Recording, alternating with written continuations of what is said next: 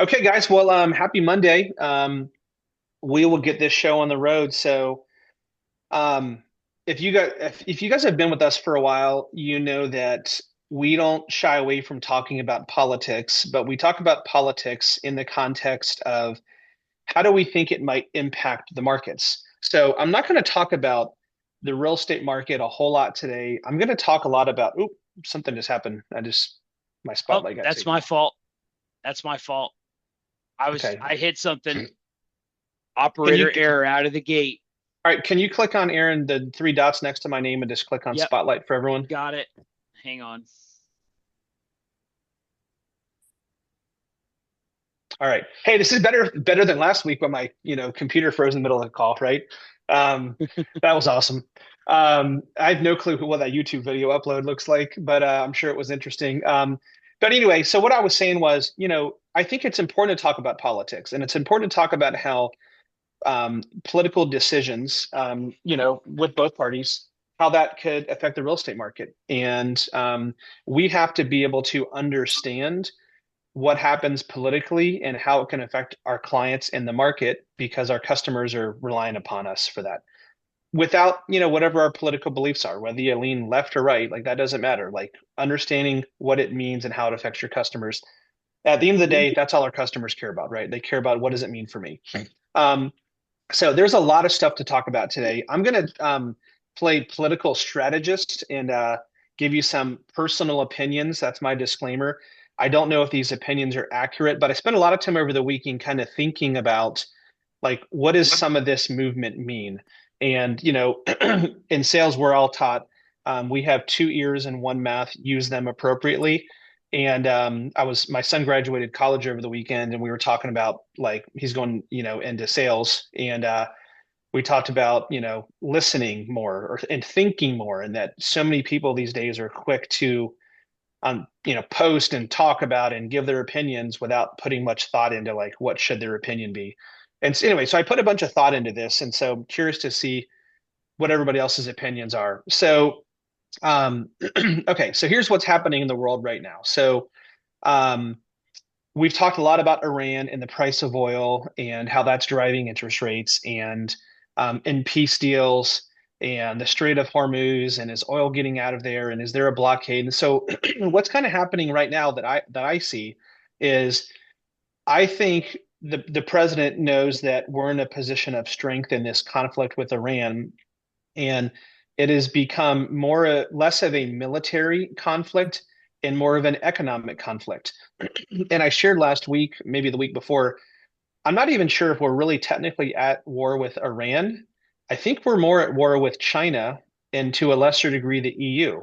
And we're using our strength and Iran as the battlefield and the Strait of Hormuz in particular as a way to try to um, win against our economic adversaries. I think the US and China both know that we could never get into a military conflict with them.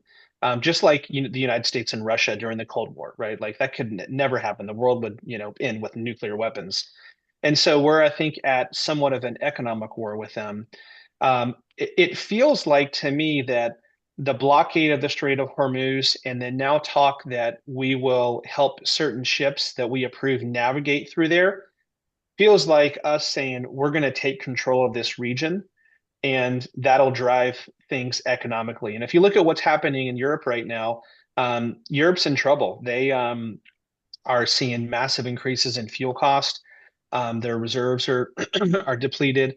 Um, and I think politically, like the president's argument would be that Europe hasn't been a great friend to us throughout the last X number of years, like we were to them, for hundreds of years, World War One, World War Two, NATO. And so I think that we're using our conflict with Europe economically kind of via Iran. So that's kind of so part two of that is the same thing with China. Like, who did the president go after last year with tariffs? It really wasn't about bananas from Brazil. It was about China and intellectual property theft and fair trade deals between us and China. And we're obviously the two biggest superpowers in the world. We have to be big trading partners with each other, but the president wants it to be fair. That's kind of the administration's opinion. Um, we've talked a lot about what's the big news that's happening politically this year. It's the midterm elections, right? And so Yep. every year, and really every 2 years, but really we're in a kind of constant, state in our country of it's always election season. Um, but the midterms this year are really, really important. And the president needs his party to stay in power. And most people would expect they'll probably keep the Senate, but the House has been in question, right? Are the Republicans going to keep the House of Representatives? Um, or, is Mike Johnson going to no longer be Speaker of the House and it'll be Hakeem Jeffries if the Democrats take the House? And we've talked a lot about that earlier this year, that this war may not drag on because politically it could hurt the president and the administration, and it could cause the Republicans to lose the House. And for him to achieve his goals over the last 2 years of his term, he needs to have all three houses of government, right? Um, and so I thought, and what we've seen over the past few months is when oil prices go up over $100 a barrel, there's typically some announcement like a potential trade deal to bring oil prices back down. Or another way to look at it is when the 10-year treasury surges up above um, 4.3, 4.4, pushing 4.5, that's a level where interest rates start to get elevated. Some news will come out, again, a peace deal or something like that, right? To try to drive the 10-year treasury back down. And so every time the 10-year has gone above 4.3, 4.4, or oil has gone over $100 a barrel, there's some kind of policy announcement to try to bring that back down. My thought for the past 2 months was that the president wants to have an end to this conflict in short order, however you define that, because he wants it to be done before the election. And we talked a few months ago about the elections are in November. When do people really start paying attention? September, October, like the people that aren't like into politics every single day, right? A month or two in advance is when the average American starts paying attention. And so I thought we would see things wrap up. I'm starting to change my opinion a little bit that I think this conflict could drag out a little bit longer. And again, not militarily, but economically, like us Floridians know like how a Burmese, we've got this huge Burmese python, problem in South Florida. Like, how does a Burmese python, kill its victim? It chokes it to death, right? It just wraps itself around it so tight that it can't breathe. That's kind of what we're trying to do to China and the EU, kind of through Iran. Um, and there was an announcement that the Supreme Court heard a case last week that I think has the potential to make this conflict drag out a little bit farther. Like, I don't think the president is going to be as incentivized to push it through to the end faster. Where I think before I could have seen him be a little bit more conciliatory and maybe give up some things negotiating that he didn't want to give up to end it, because wants to end it before the midterms. So if you're following the political news, and this is kind of how to tie this all together, um, in Virginia, the Democratic governor of Virginia and the Democratic House, so they control the government in the state of Virginia, had some proposals to redraw the election boundaries. And it would have taken Virginia's representative in the U.S. Congress from, I think it was 6-4, 6 Democrats, 4 Republicans, to like 9-1, 9 Democrats, 1 Republican. And those numbers aren't exact, but I'm pretty sure it's pretty close. And that was national news because if the Democrats, just by redistricting the state of Virginia, could pick up an extra 2-3 seats that are more democratically leaning districts by redrawing lines, that could flip the balance of power in the Congress from Republican to Democrat, because it's really, really close right now. The margin is very, very thin. That law was struck down as unconstitutional by some judge somewhere. So that seems to be up in the air. And I'm sure there's going to be dozens of lawsuits filed, and who knows how that'll play out. But around the same time, the U.S. Supreme Court last week struck down some provisions of the Voting Rights Act from the 60s that made some of kind of the gerrymandering of districts, if it was based upon racial demographics, illegal. And so that has opened up the door for other states to redistrict themselves. And so most of us are on this call are in Florida. If you've kind of followed the news, like Florida could pick up 4 seats that would go from Democrat seats to likely Republican seats by changing some districts. And there's maps, and if you get online and just kind of Google like Southeast states congressional maps across the Southeast, there's like 10 or 12 potential seats that Republicans could pick up by redistricting. There's some in Georgia, there's some in Louisiana. Like if you look at the Louisiana map, and Red will probably laugh about this, it literally goes from like northwest to southeast. It's like the most random line driven through Louisiana. It's like the top left to the bottom right of the boot. It's the same district. And neither party is innocent in this. Like they both do it. They both want to gerrymander things to, advance their party's agenda. So Democrats did it in Virginia. Then they were told they couldn't do it. Republicans are going to try to do it in Florida. They're all going to do it because they all want to have control of the Congress. Um, and so, but what I think that means is reading the national news, it seems like the Republican Party has a little bit more opportunity than the Democratic Party on a larger scale to redraw district lines.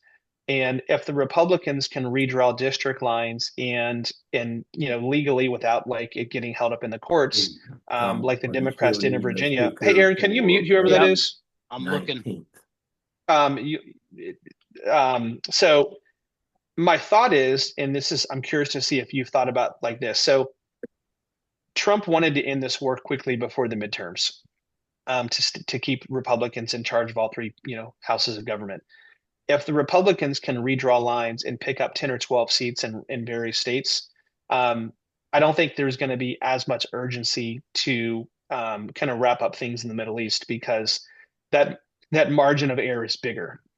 With a very thin 1 or 2 seat majority in the Congress, Trump needed the conflict to be over, get his poll numbers back up, and try to hang on to the House.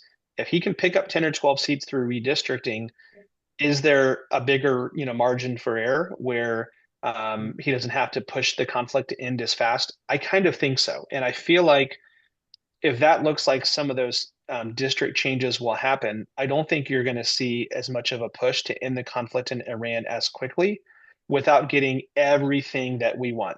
And so I think all that said, I think the conflict might drag on a little bit longer than previously thought, especially if it's an economic kind of stranglehold we have on them, not a military conflict. I think U.S. consumers and the U.S. public in general doesn't have a lot of patience for military conflict when U.S. soldiers are put in harm's way. We don't want to see Americans flying home in coffins, flag draped coffins. Like Americans don't have much patience for that. I think after Iraq and Afghanistan drug on for so long. So then it's a matter of can the U.S. consumer stomach higher gas prices and higher inflation? And will that keep the Republicans from keeping the House or causing them to lose it? That's, I think, what we have to watch. And so to me, every political decision that both parties make is based upon elections. Most of the decisions early in the war, where it felt like we were kind of in a rush to get it over quick, were because they knew they would lose the House if it wasn't quick. Now it seems like through redistricting, maybe it's not as much of a sense of urgency because there's more room for error. Anyway, I hope that makes sense to you guys. And so, Nicole, that's exactly great question. So, what does all that mean? It kind of, to me, feels like if things drag on a little bit, and maybe dragging on a little bit might help the US economically long term. Like if we can cut more favorable energy deals, if people have to come to the US and Venezuela that we kind of have control over for oil versus the Middle East, maybe the long term play is a benefit to the US. I'm not sure. But I think in the short term, it probably means this drags on longer, right? Which means inflation will be elevated a little bit longer, which means interest rates will be elevated a little bit longer. Now, the good news is interest rates went from 6 to 6.5%, and we're probably a little bit below that today. And so the market has kind of absorbed that over the past 2 months. Just looking at the number of contracts that our team sees coming in, it does not seem like higher interest rates and a little bit higher inflation has stopped the consumer. I think the time of the year we're in the real estate market, which is kind of that hot spring, summer buying season, has probably contributed to that. And if, typically we always view like early in the year leads, like people that call us in January, February, tend to be large in quantity, but a little bit lower in quality or motivation. We call them like New Year's resolution buyers. Once you get into March, April, May, June, really through the end of the summer, those are your serious buyers. I feel like, my 24 years doing this, it seems like the summer buyers are serious. They're like, you know, on my team, like we had three people last week that went under contract within like days of our first conversation. So it seems like the buyers are pretty serious right now for the most part. And so I think the market is kind of absorbing a little bit higher inflation, a little bit higher interest rates. And if the administration sees that, I think that this conflict could drag on a little bit longer. Again, as long as it's kind of an economic blockade, not really like a military fighting. So that's big, and I think that's something for us to watch. But I do feel like it's probably going to last a little longer than we anticipated. Um, okay, so there's a couple other things that are happening right now that I think are interesting, and I've got two charts that I want to share with you guys. So I'm going to share my screen, and I just want to walk you through a couple other things that we're seeing. Some of these are themes that we've talked about before. So right now, so this is a study from Bank of America. So their private wealth clients. Their private wealth clients are 65% in equities. Okay.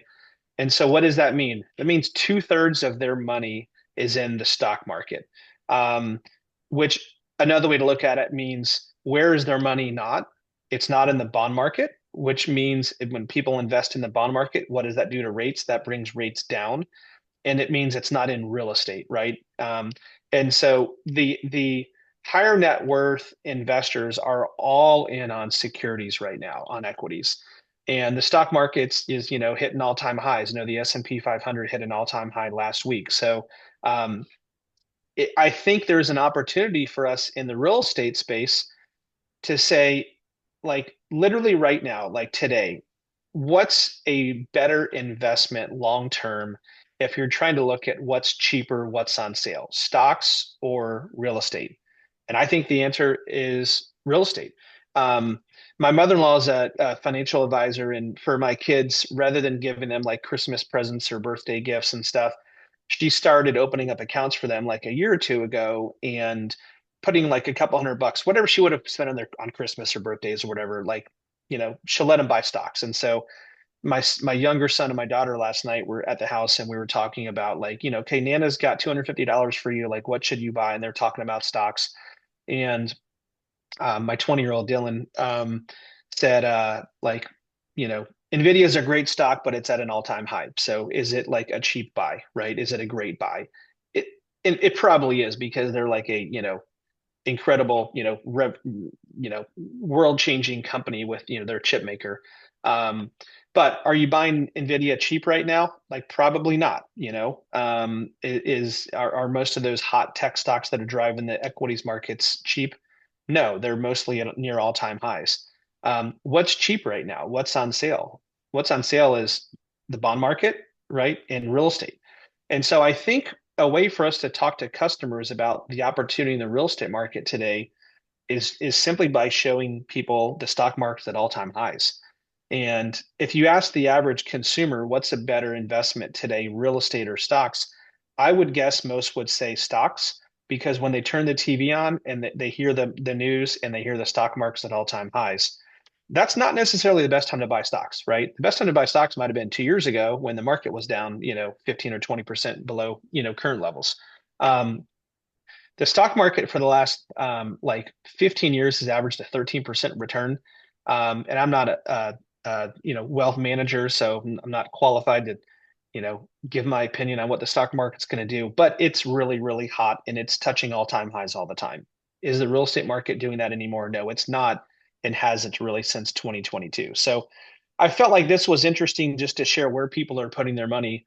But I think for us, educating people on where investment opportunities arise, I think we got to talk a lot about deals our clients are getting. Have a client that had an appraisal come in 10,000 low, seller lowered the sale price without asking. Like, Would that have happened 2 or 3 years ago? No, the buyer would have been paying a $10,000 appraisal gap. Um, and so we're in a market where, real estate is on sale. The other trend that we're seeing more and more of is um, the percentage of GDP that's held in assets like private sector.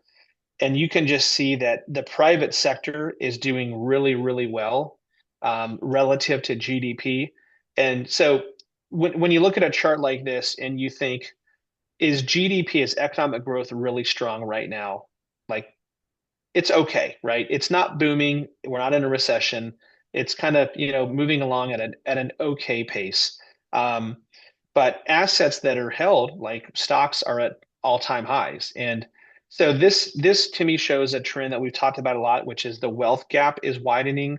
Um, People that are older, more experienced, have more money, tend to have seen their assets grow pretty significantly over the past couple of years, even while the economy hasn't been growing. Um, this is just another chart that kind of spells why it's hard for first-time home buyers, right now. Um, so if you guys want either one of these, I found them both on Kobe SC Letter. If you guys follow that Twitter feed, I talk about them a lot, or just message whoever you work with on our team. We'll get it to you guys. Okay, a couple other big things that are starting to happen right now. So last week was Fed Chair Powell's last meeting. Um, it's a little bit unusual that he's staying on as a Fed governor. I don't think that's a good idea. I think he should just kind of do his job and move on. So it'll be interesting to see if he tries to exude some influence on the Fed. But Fed Chair Warsh is taking over. He'll be confirmed soon. We talked about that last week. His first meeting at Fed Chair is in June. Nothing's going to happen. There's no rate cuts or rate hikes coming anytime soon. But the policy may change, or the verbiage they use will change. So we'll have kind of the first newsworthy Fed meeting, I think, next month that we've had all year. Most of the Fed meetings have been kind of insignificant this year. Um, that's other big news that's about, 45 days or so out. And then I've got a couple other things I wanted to share before we wrap it up. So economic calendar. So what do we have, going on this week? The big news is Friday's jobs report. Generally, that's a major market mover. I think this will be more of a political mover than a market mover. And what I mean by that is I wouldn't expect the numbers to be great. For the past couple of years, the jobs numbers have been weak. I think the AI influence of tech layoffs, we talked about that a lot last week, is going to have upward pressure on unemployment. So I think you're going to get a weak jobs number on Friday. That would typically be good for mortgage rates. I don't think it'll factor in at all, though, for two reasons. One is Iran and everything overseas is really the market mover. But the market, like, if I'm anticipating a weak jobs number, you can sure bet the market's been anticipating it as well. The reason why I say this will have more of a political impact than a market impact is the market's already priced in what they think is going to happen. But if you see unemployment spike a little bit, that puts pressure on the administration, right? Like they've got to figure out how can we get unemployment down, or how can we get the jobs numbers up, again, because we're in election season. So that's the big news for the week is the unemployment report. Nothing really other noteworthy throughout the week. Um, the market this morning is a little bit off, but we're 14 basis points off. It looks like that's not really 12 now. Not a huge market mover. Really ever since like the 1st of April, we've been somewhat flat. The bond market improved a little bit, then sold off, but not a whole lot of movement. It seems like early Iran war, we sold off. Rates went from like 6 to 6.5. Then it kind of bounced a little bit in early part of April, and we've been relatively flat since then. And I don't think you're going to see a lot of movement. I think rates are probably going to be in this range for some time. And if the war drags on, that's probably another reason why it might last a little bit longer. Um, the last thing I've got is I just want to share an example of a transaction that someone on our team is working on right now. And we don't do this a whole lot, but like people always ask us, like, are you a lender? Are you a broker? And how does that all work? And customers don't really understand the difference. So I want to tell you guys, here's the difference between like a lender like Cross Country and a broker. So there is a reputable mortgage brokerage. Like small company. Some of you may or may not have heard of them. Um, was working on a VA loan for a buyer that was buying the house of one of our clients. And so, like our branch in Winter Park has a client selling and buying, and the purchase is kind of contingent on selling. And so, we're trying to keep track of, is our person's sale going through? And about 3 days before closing, they get a denial letter, and it's a VA mortgage, and they got a denial letter for a reason that doesn't really make a lot of sense. The person refinanced their house in the last year. Um, so that comes across like our branch's desk, and we run it up the chain, get our national VP of underwriting on the phone and say, hey, would we have an issue with this? I don't think this seems like a problem. And it was confirmed, no, it's not an issue. And so someone in our group on a VA loan took this person's application last Wednesday, had the appraisal transferred by Friday, had him, disclosed in underwriting by Friday. Our underwriter actually underwrote it yesterday, so we got a commitment letter on Sunday, and we're going to close it this Thursday or Friday.